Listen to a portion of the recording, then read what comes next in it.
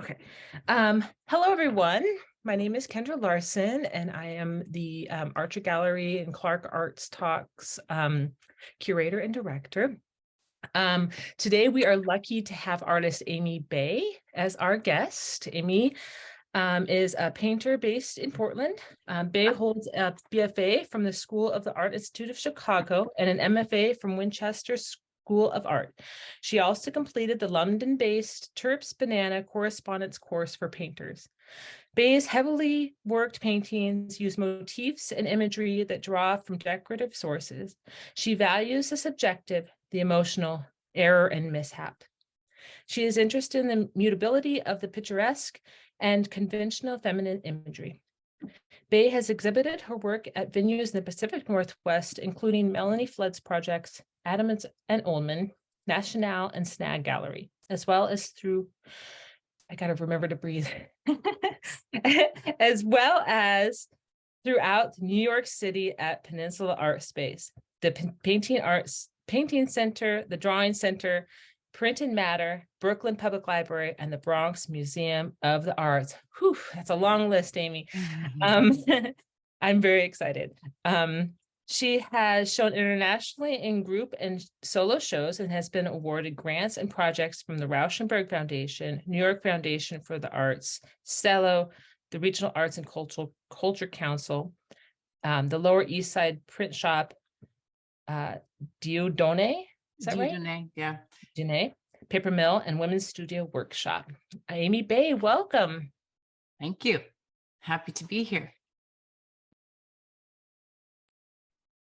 So we'll listen to your fantastic talk. Like I said, I'm super excited to hear what you have to say, and then maybe at the end we could just have a few minutes for questions. Okay. Did you want to have me start first, and then you were going to show some shots in the gallery after? Does that? Whatever. I mean, Okay. how many of you have seen the show already? A few of you, I think. Yeah. Do you want to see like a 5-minute tour of the gallery? Okay. I'm letting Pat in. Okay. Hi, Pat. Okay. Hi, Pat. If you think that might be a nice way to start. Yeah, I'll start, and then if we want to do like a quick thing, that sounds good too. Okay. Okay, let's see if I can do this the right way. Okay, wait, hold on.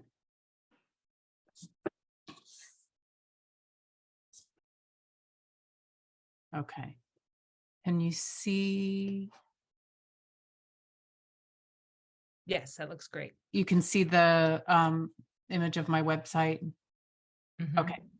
So I thought I would start here because just it gives kind of a general, sort of sense of what my recent exhibitions and recent work has been about.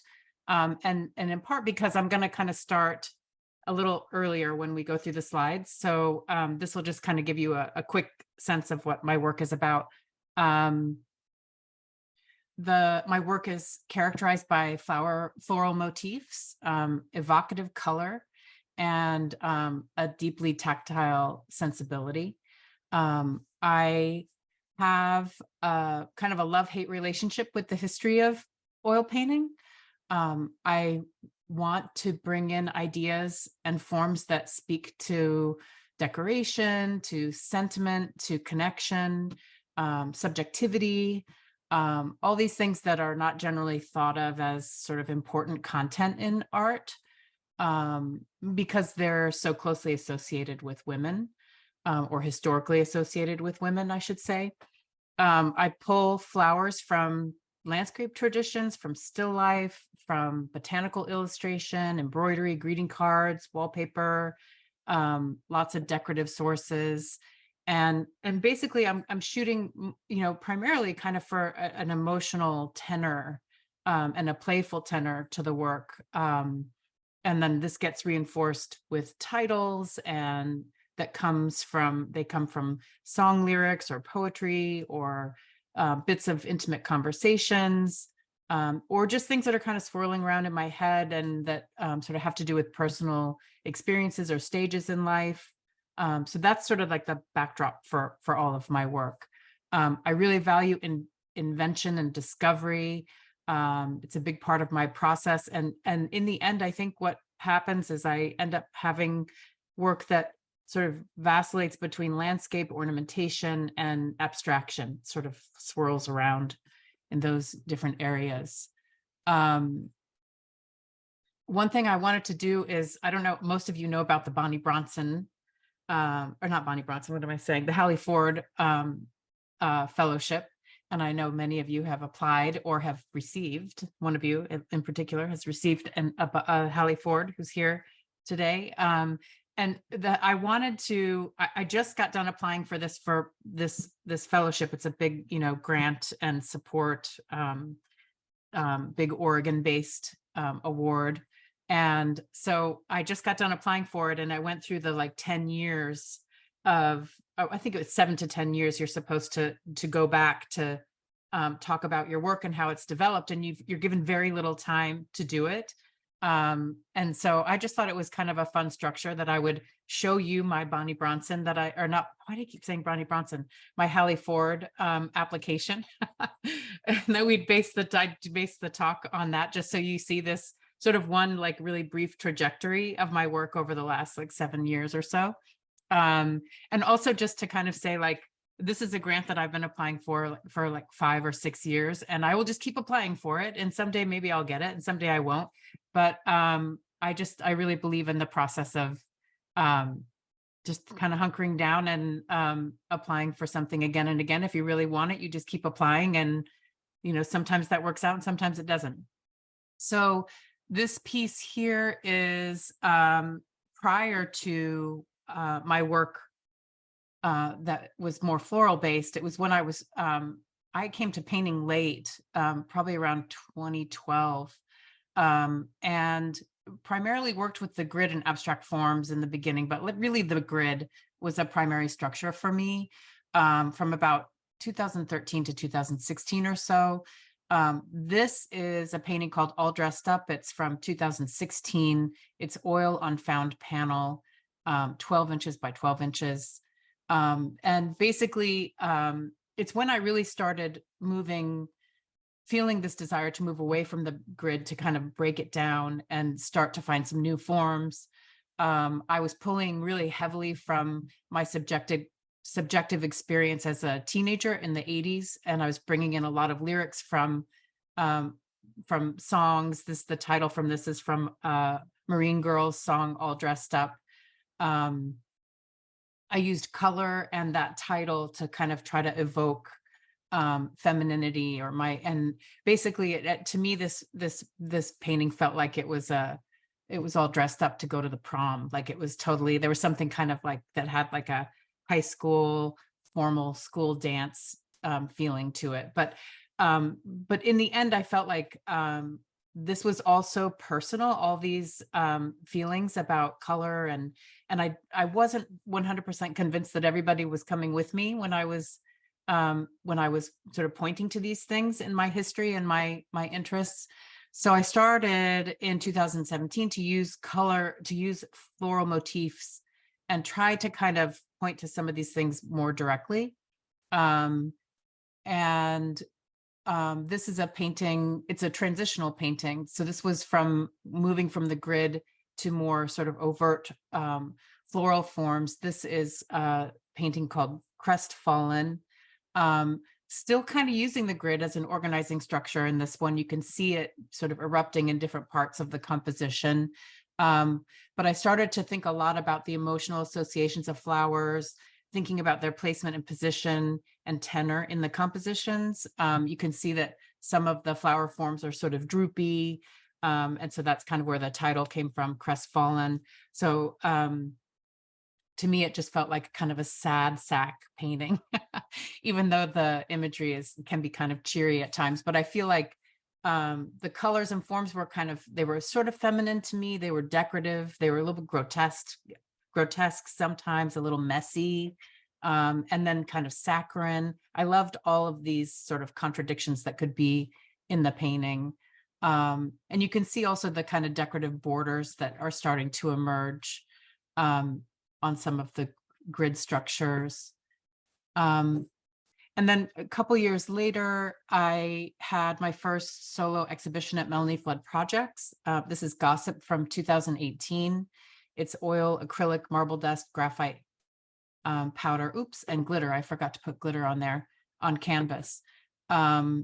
This painting, it's called Gossip. It drew largely like the source material was an early American fracture paintings, which are paintings that honor things like death and birth and marriage and love, that kind of thing. It was my first solo show at MFP that was called Yes, Please, Thank You.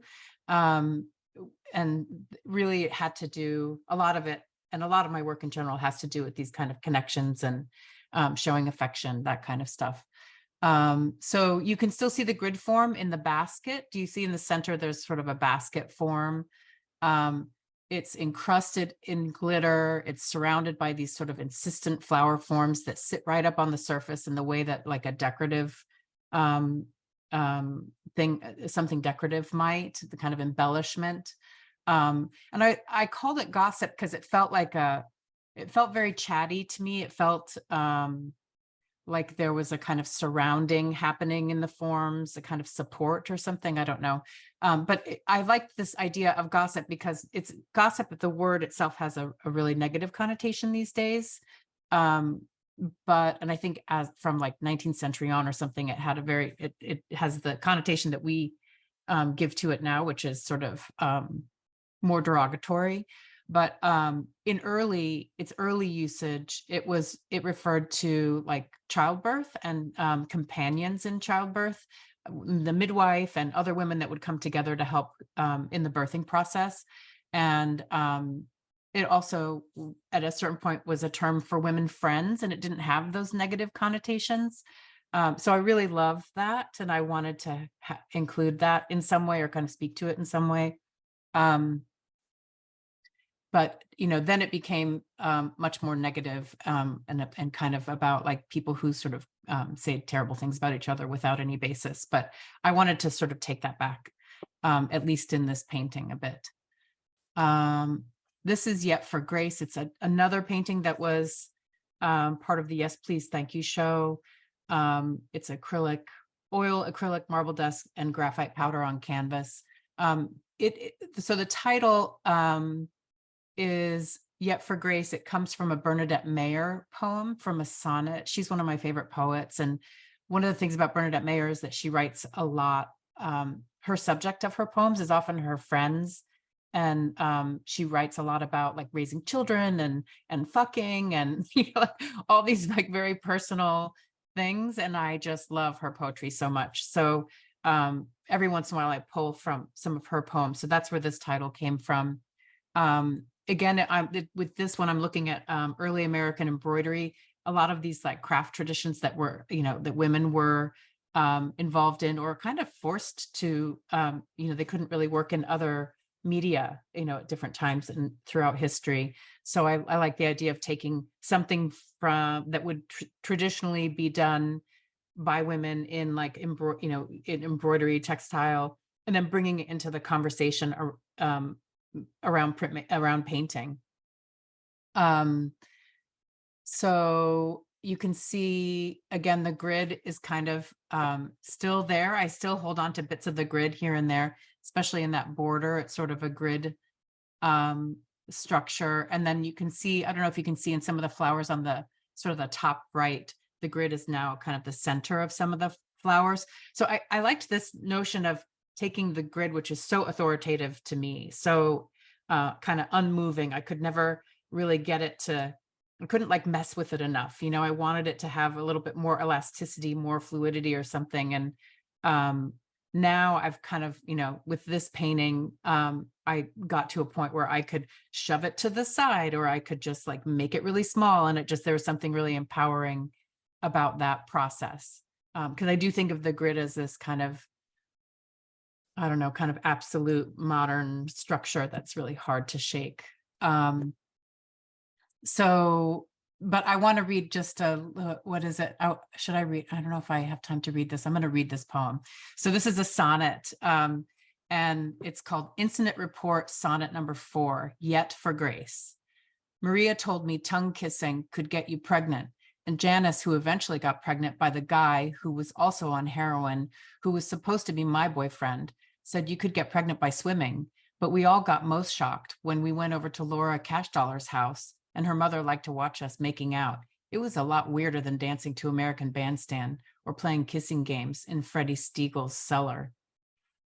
So I don't know, that, like, to me, it's just so great. So I like pointing to these things. You know, you don't necessarily have to know what the references are, but I just love these layers of meaning, of potential meaning, but kind of pointing at things that could potentially feed into the work, even if I'm only the one who knows that that's what's happening. This is a painting called My Condolences. It's from 2020. This is a painting that has kind of the ground is all of these napkins, like fabric napkins. And you can see that it's sort of, the grid is still there. It's very tactile. It's made from these overlapping napkins. And it's only faintly visible to the viewer. It's really been buried under these forms. The imagery was drawn from another early American embroidery that was a funerary embroidery. And so, you know, these, to me, the painting really felt, yeah, like kind of speaking about death and mortality, but I would use things like the yellows with color or texture, kind of trying to point to those things a bit. The yellows can be a little bit sickly, but then they'll shift to being really super saturated and almost kind of blinding. And then the border on this one was made out of paint scrapings. So they're actually really, you know, it's like very muddy colors. There's there's another, again, kind of grotesque, just sort of poking at like, what's beautiful, what, you know, beauty is so subjective. But beauty is also something that very often is used when we're trying to connect with someone or care for someone, or we're celebrating someone, whether it's around a death or a birth or these sort of, you know, important times in people's lives. This is Twilight Sleep. It's a painting from my second show at Melanie Flood Projects, which was from 2021. The show was called Blush. This piece is called Twilight Sleep. And this is a painting that I really wrangled with for, I mean, I think there were multiple versions of it, but I actually have at the end of the show, of the slideshow, if we have time, I'll do my little, I have like maybe 23 different slides of it in the different stages, just to see, if we want, we can look at that and see how you go back and forth, you know, how my paintings can kind of go back and forth. And there's a lot of drama in the making of them. But this painting, I kind of arrived at it at the very end, this place where it just got very dark. I almost felt like it was a weird kind of periphery vision. There was something really strange about how I experienced it optically. And it reminded me of this notion of twilight sleep, which is the childbirth drug that like a lot of women, not in my generation, but like my mother's generation and before that, when they gave birth, they would knock them out so that they wouldn't experience birth.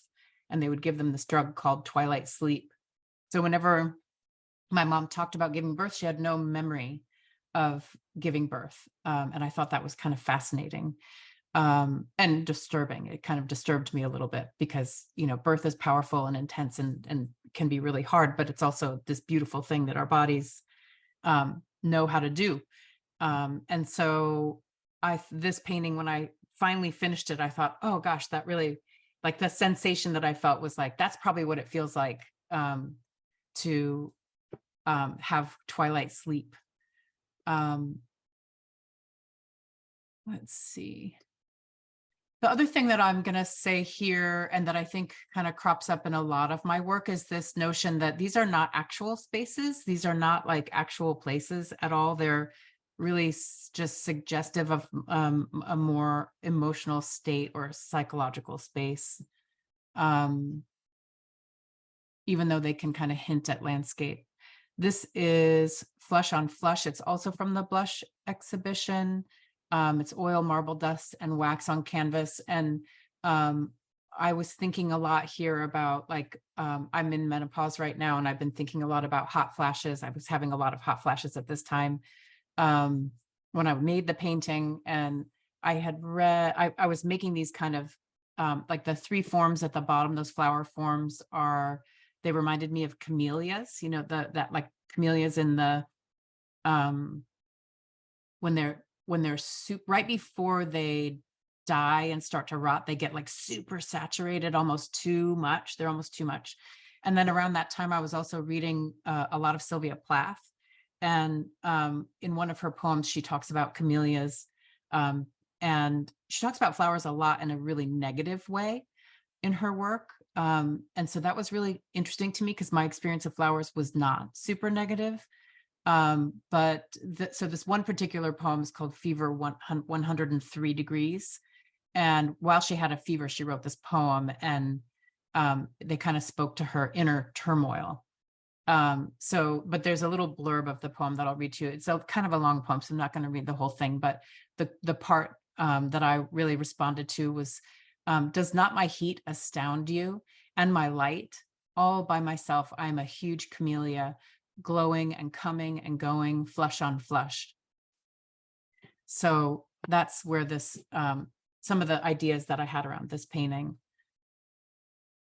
And then fast forward to 2022, which is my current exhibition at Dieu Projects, which is happening. It's happening right now down in Springfield, Oregon.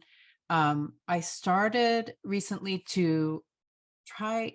I talked a little bit about how those paintings from Blush, the last three paintings we looked at. One thing I didn't mention is that they share a source. They all start from the same. So I'm going to actually. Oh, can I scooch back? Whoop. Okay.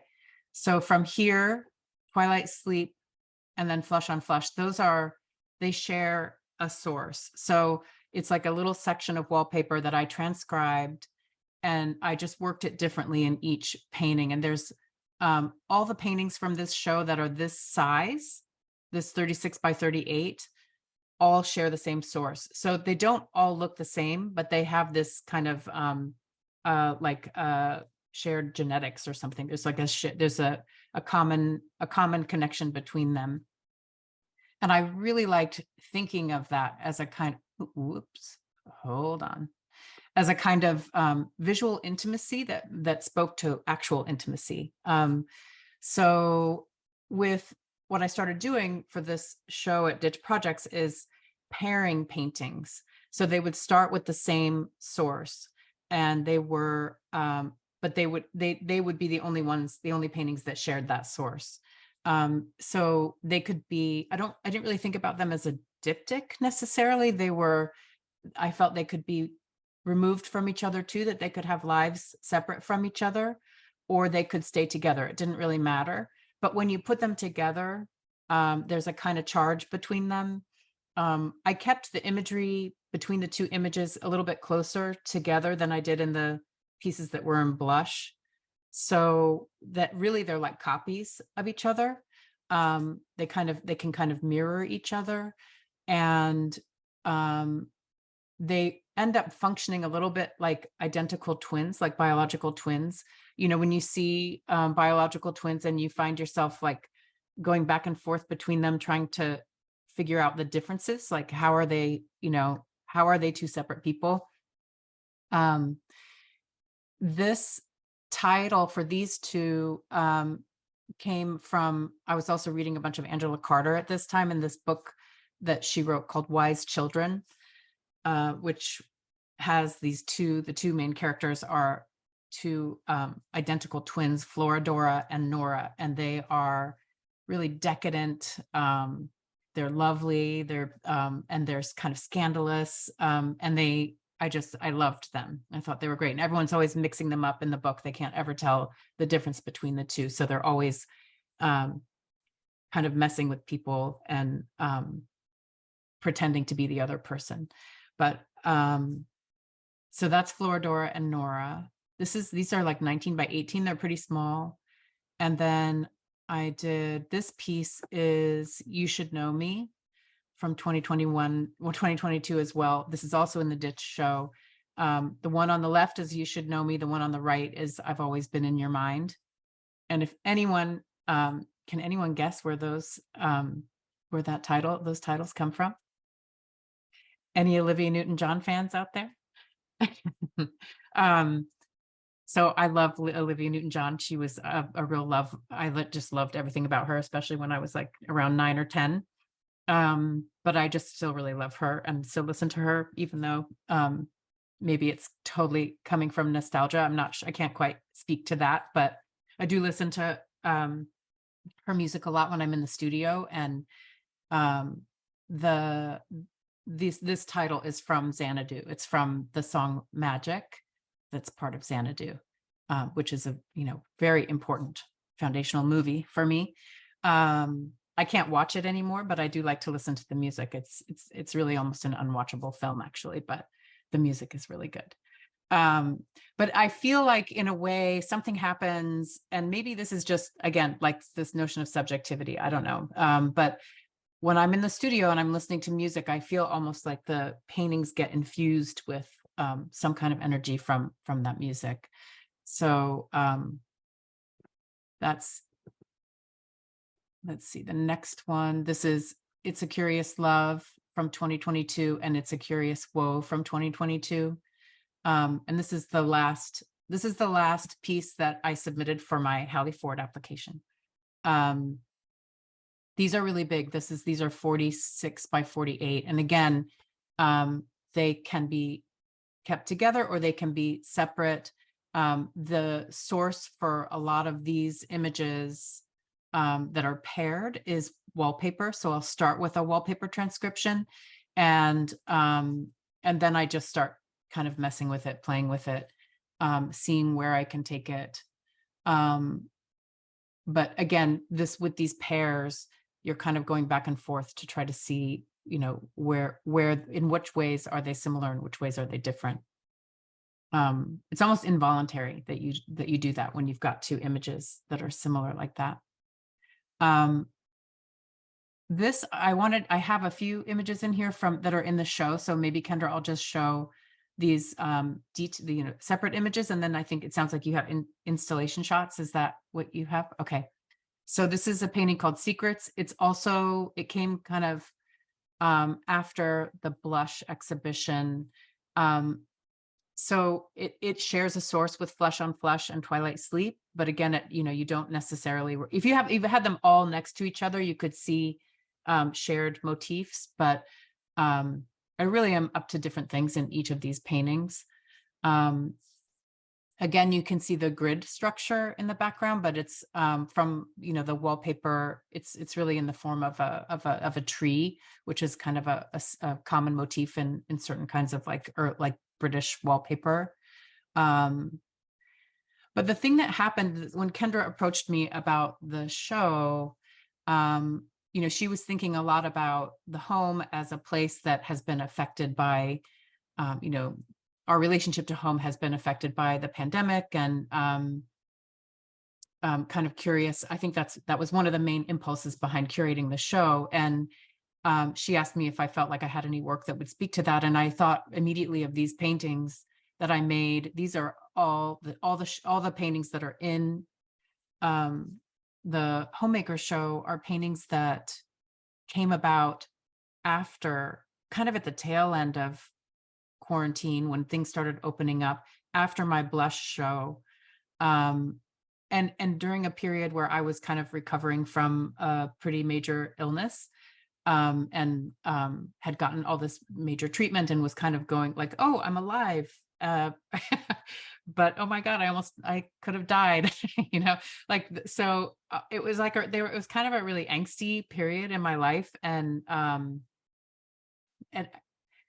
I didn't realize how dark the work was getting. Like the work really got, the palette really got dark. And I think I was really interested in that. I started pulling all the work out at some point and just thought, oh my gosh, it's all really dark. So I kind of think that's a really powerful thing, um, that can creep in there even without you being aware of it, that your kind of emotional states can be can come out in your work without being super clear that that's what you're up to. And I love that. To me, that's really part of why I do it, is that I'm always learning things about myself as much as about the work and the process. So this is a painting called So Touching. And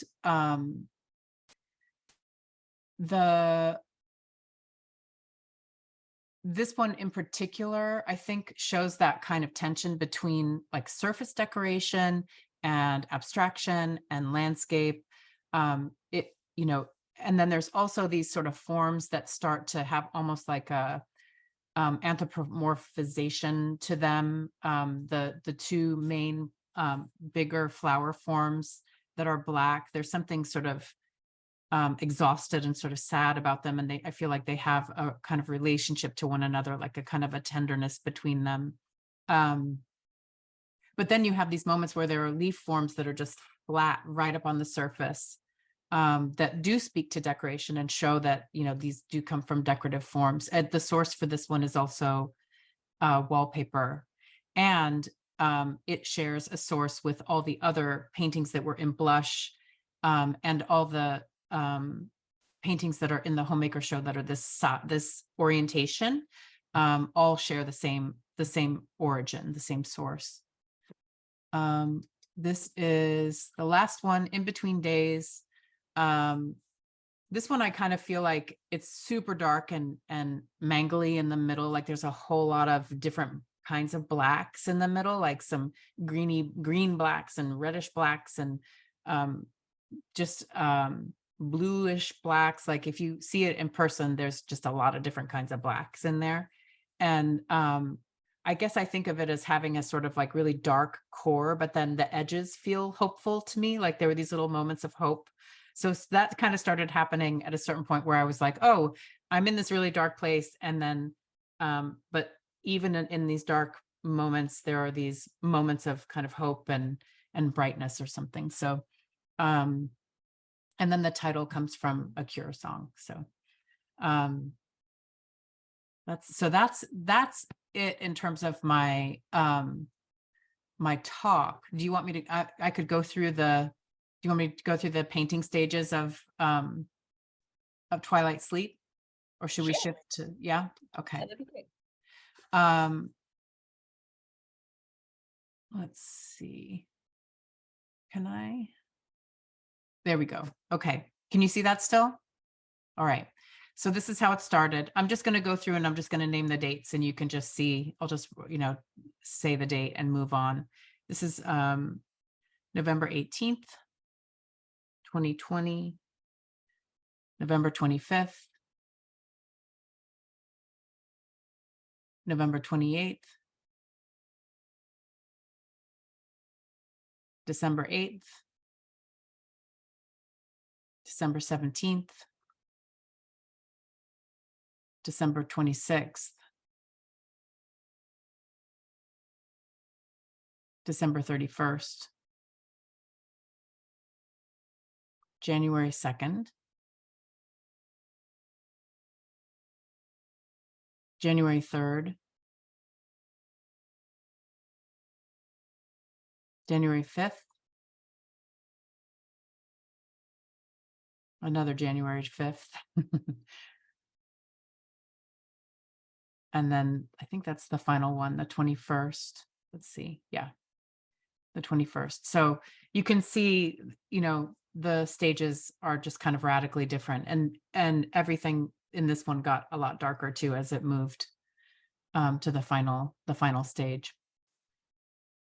So that's it. That's what I got. Thank you. Yay, me. All right. Well, do you want me to play the video and then open it up to questions? Would that be good? Sure. Yeah. It's just me walking around the gallery. It's not super exciting, but here we go. All right. Can y'all see that okay? Yep. All right. And thank you so much, Amy, for talking about your work. I also just wanted to point out that the work is so different in person. Like you were talking about the different kinds of black and the surface quality. It's totally here's some of your work right here. It's totally different in person. So I would encourage all of y'all to come and see the show. Yeah, you don't get a sense of the texture and necessarily. There's a lot of surface stuff going on that I don't think translates super well to the photos.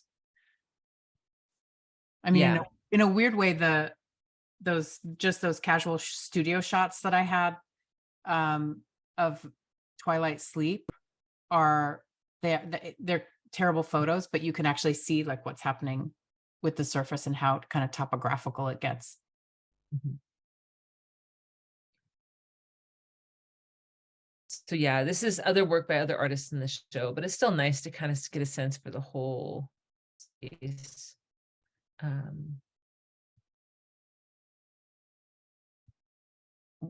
Are there any questions so far? Do you want to just jump into questions organically?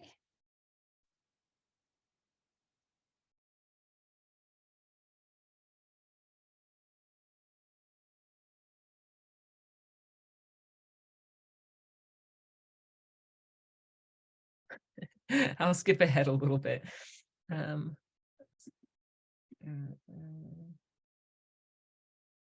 It also gives you a better sense for the scale of the space or the pieces, I think, maybe. Yeah. Oh, Anya has her hand raised. I have a question. See if I can. Okay. Is now a good time for questions? Yes. Can you hear me okay? I'm on headphones. Yes. So I'm thinking, Amy, about how your work sort of sits in this middle ground between abstraction and the intention of reproducing something in the world. And I'm wondering where, like, it's unfair to call them two different teams, but like, which team feels like your people more? And if you can talk a little bit about influences, but like when you think about those two camps, like is one calling you more, or do you really feel like you're in the center? Where, what's, Well, which, yeah.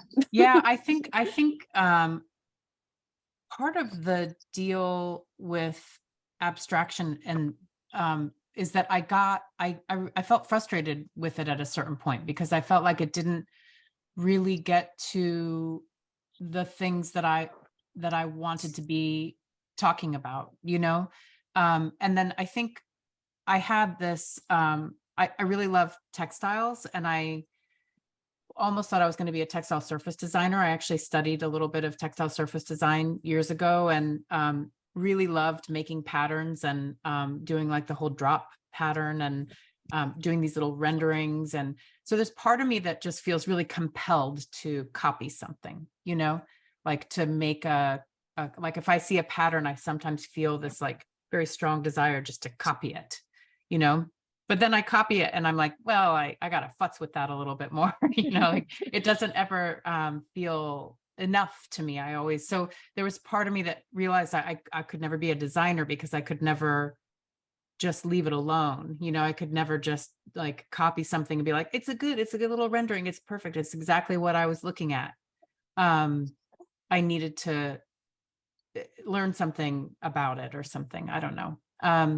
Also, it's interesting that you asked that question right now, because I am starting to gently step into this idea of rendering with a little bit more verisimilitude in some of the paintings. So I don't have an image of it here, but in my show at Ditch Projects, there's a handful of paintings that have some kind of tightly rendered flowers, which is I've not had in the past. And I really do love this kind of back and forth between something that might be recognizable and something that isn't, or something that's more like a symbol, or something that I just kind of love having all that language in one painting. These flower forms that you see in this painting, those big dumb flowers, I use those big dumb flowers all the time. Those, like, it's just like a daisy, or I don't know, something. They're just dumb. They're like, you know, it's like the symbol of a flower or something. And I just feel like I keep learning, like just keep getting something out of it. I keep thinking like, oh, I've got to have to stop using this form someday because I just use it all the time. But then I'll like figure out a new way to use it and get really excited, you know? So I don't know. I don't know if that totally answers your question. I mean, the Xanadu pieces, you know, the two that had Xanadu titles, those, I don't know if they, can I go back to that, Kendra? Can I see if I can pull one of those up? Yeah. Because those actually, I looked really, really closely at the imagery and tried to kind of replicate the forms. Would you say that the painting that's on the right of this one kind of has that too? I could, this one over there. Here, I'll stop sharing, then you can share yours. The So Touching, you mean the pink one? Yeah. I mean, that kind of has a little bit of that as well, where you're tapping into maybe some more like classical rendering techniques. I mean, for sure, I'm doing classical rendering technique, like a lot of the, yeah. Yeah, I guess it does come up in different parts too. And yeah, I think also the classical stuff is more in terms of like techniques like glazing and sgraffito, like things that are you know, that are, you know, within painting traditions, or like one of the paintings has a real neutral palette, like it starts as a neutral palette and then of course I can't stick to it, but I dutifully like borrow the neutral palette, you know. And then, you know, and then it just, I end up always kind of embellishing. But let me see if I can show the, oh, I do not. Let's see. And if anybody has a question and they just don't feel comfortable asking it verbally, you could type it in the chat too. I'm happy to read it. Well, let's see. I just closed my window. Here, let's do this. This is the fastest route. Oh, are you going to open your website? Because I can. Yeah, I am.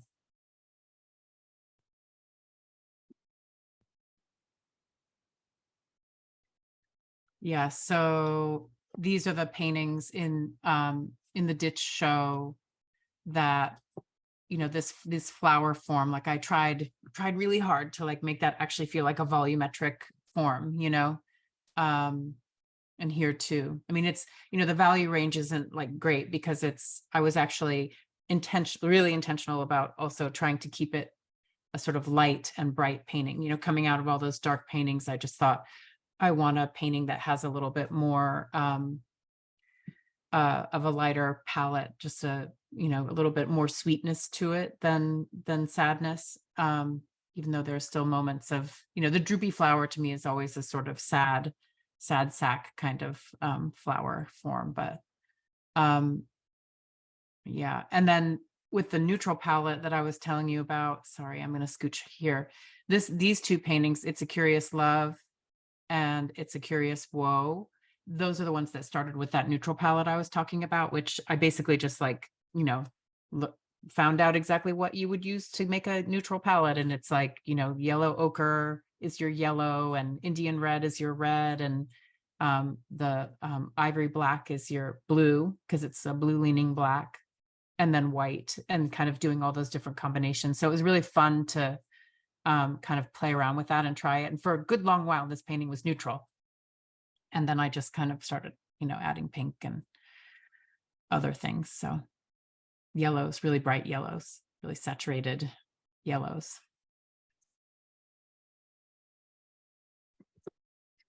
I have a question. Yeah. First of all, I just want to say this has been so enjoyable hearing about your process, and thank you for sharing that, the stages of a painting coming together. And the show at Archer Gallery is just, it's so wonderful. It was such a great experience to go see it in person, and I plan to go again. So my question is about that show, because I had the experience of seeing new things in your work and some of the other artists' work. There was really great conversations that were happening, the way that Kendra put the show together.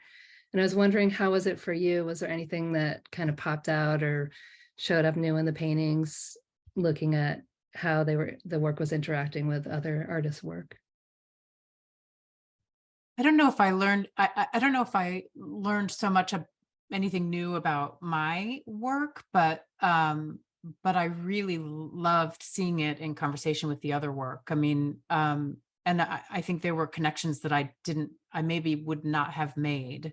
I think with Emily and Emily Counts, like it's kind of obvious. I mean, we both use like overt flower forms, and I really did like the way, you can look at like some of Emily's pieces and then mine are in the background, and then mine feel like they're more suggestive of their source because they're on the wall behind her work. So that was kind of nice to have it. For me, they felt more like wall coverings in that context. You know, they were like, it was clearer that they are wall coverings or they come from wall coverings. Yeah, I don't know. I think with Mark, I was kind of surprised at when we started talking too about our work, we were like, wow, we're kind of doing like a really similar thing, but we're ending up in a really different place. You know, I mean, he's got flower forms in his stuff too, but I think there's something like this interest in abstraction and then things that you can recognize, and then interest in color and the mark and all of these things that we share that I didn't maybe I didn't really, I would not have put us together necessarily, but I'm interested in that. And I think with Rachel, there's something about embellishment that we both share as well. And maybe like a real tactile thing. One of her pieces really struck me. I think I might've mentioned this to you actually, but one of the pieces really struck me as being really fleshy almost. And I was like, oh yeah, fleshy. You know, I just feel like, oh, I have fleshy moments in my paintings too. So I think more it was like realizing the connections between all of us. Heather has her hand up. I have my hand up. I didn't want to interrupt. I have a question. I remember when I think I went to your studio and I saw those dark ones, you know, for the first time, and I hadn't talked to you about it, and I was looking at them, and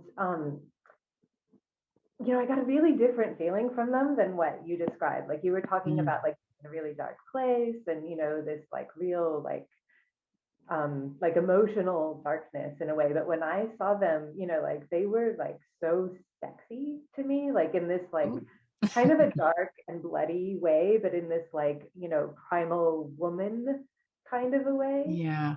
And I don't know, like now that you're talking about them and like seeing the pictures of the brighter ones, like I totally see that, you know, the dichotomy between the hope and the, you know, existential angst and everything. But it's really like, I don't know, did I just completely get it wrong, do you think? Or is there like how do you feel about like that, other people interpreting it in much different ways than what you were intending? I don't actually think that's much different than, I mean, I don't know that I always have an intention, I guess I should say right up, you know, and I'm not like, I mean, sometimes I do, but sometimes I don't often say, I want this to be like a whatever. Sometimes I do, but not always. I like to keep it open as something that I might discover through the making. But I think for sure there's something sexual, erotic, visceral about a lot of my work. I mean, there's a sensual component to almost every painting I make.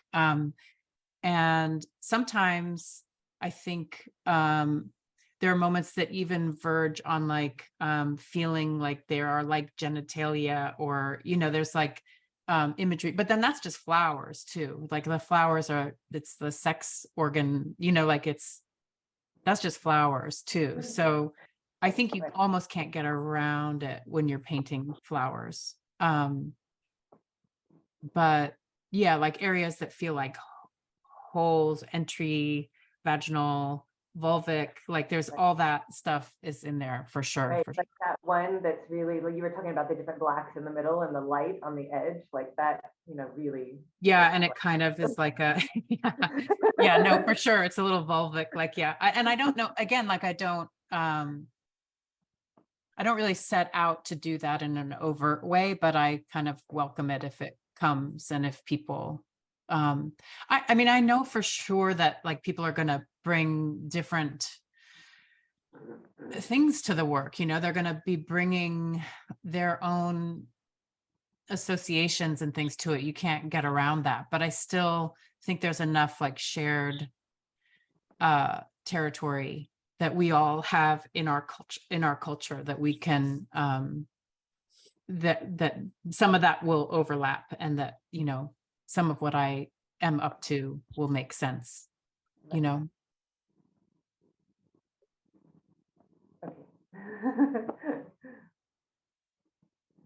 I have a quick question.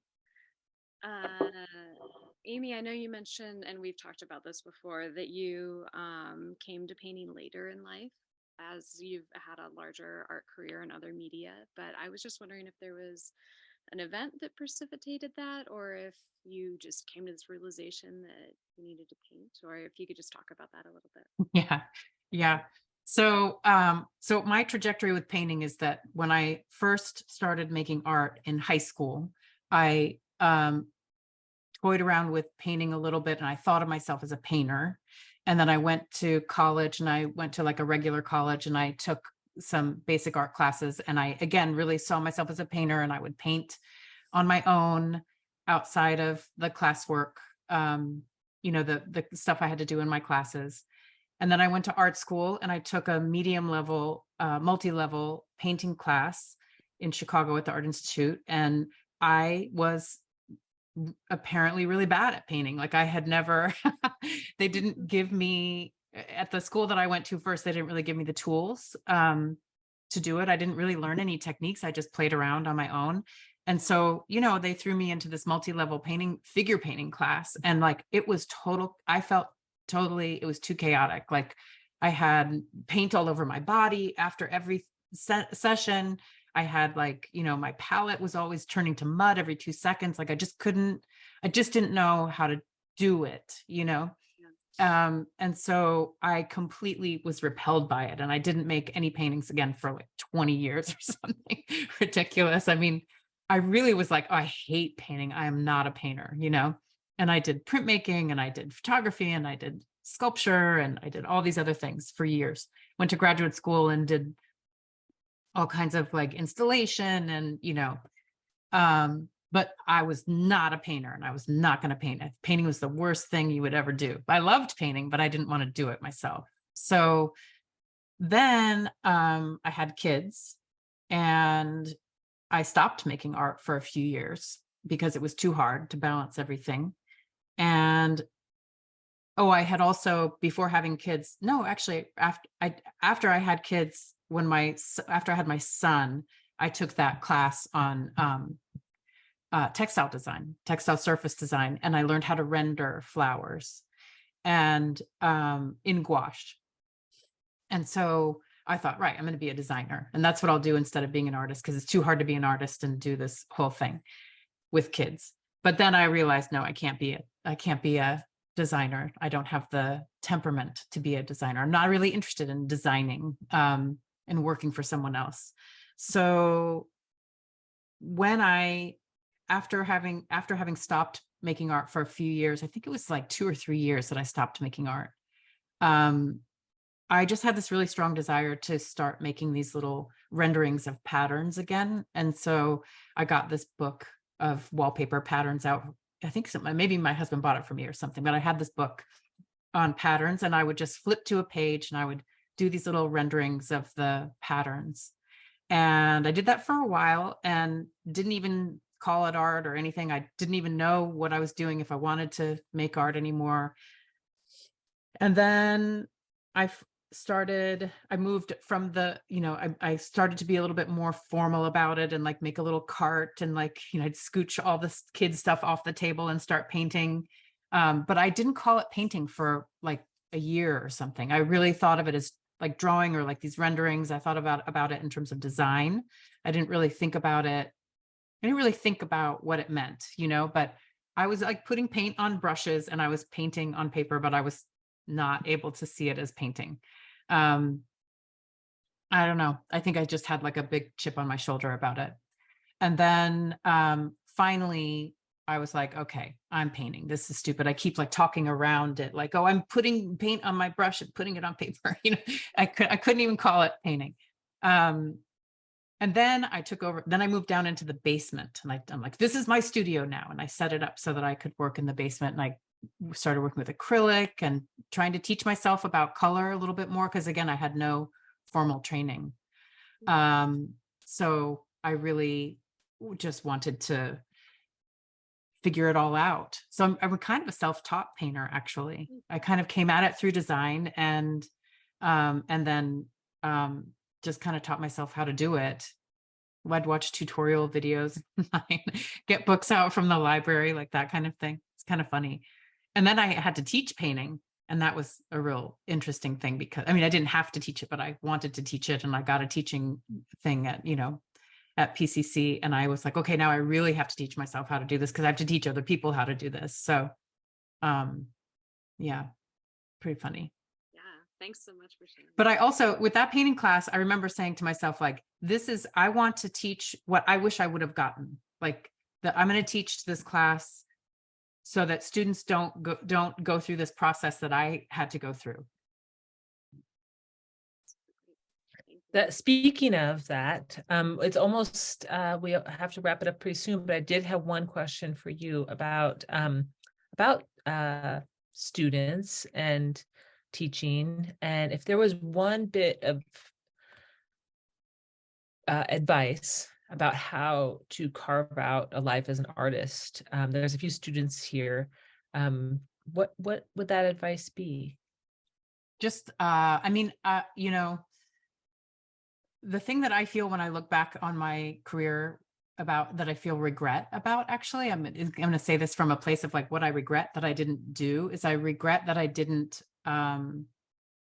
just trust myself a little bit more in terms of like my content. Like I tried to paint, I tried to work with flowers as imagery in my work for a long time. And I kept being told by people that I shouldn't do it, or I couldn't do it, or it wasn't valuable, or it wasn't serious, or it wasn't, you know, and all the stuff I was talking about with subjectivity and all of that, like, you can't do that. We didn't, you know, we couldn't, we were not supposed to do that. And I just like caved. I was like, oh, okay, I won't do that, you know.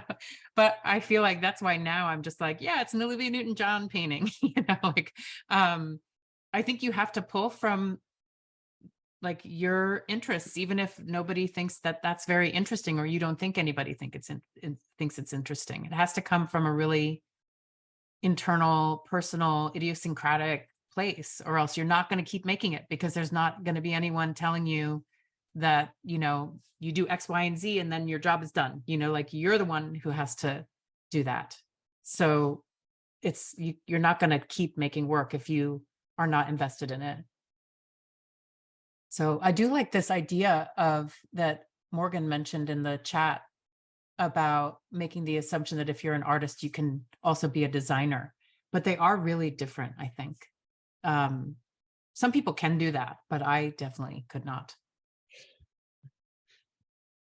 Any last questions or comments?